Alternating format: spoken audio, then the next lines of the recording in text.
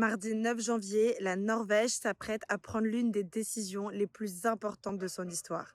Et tu as le pouvoir de faire pencher la balance en faveur du vivant. Alors que de plus en plus de pays rejoignent le moratoire mondial sur l'exploitation minière des fonds marins, le Parlement norvégien s'apprête à autoriser l'exploitation minière en Arctique lors d'un vote historique le 9 janvier prochain.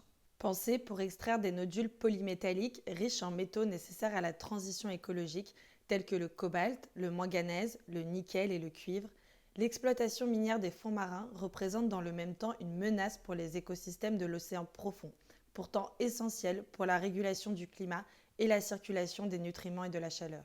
L'océan profond, qui représente 90% du volume global des océans, est aussi l'une des régions du monde que l'on connaît le moins. Pour vous donner une idée, on connaît mieux l'espace que le fond des océans.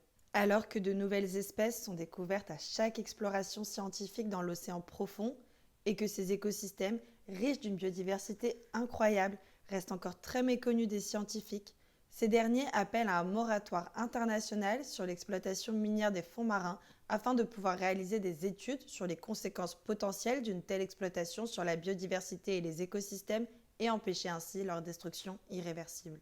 Faisant fi des alertes des scientifiques, de plusieurs eurodéputés, d'activistes et de l'ancien Premier ministre en personne, le Parlement norvégien s'apprête à autoriser cette activité climaticide dans l'une des régions du monde les plus menacées par le dérèglement climatique, l'Arctique. À ce jour, 24 pays, dont la France, le Canada et le Brésil, ont rejoint le moratoire sur l'exploitation minière des fonds marins.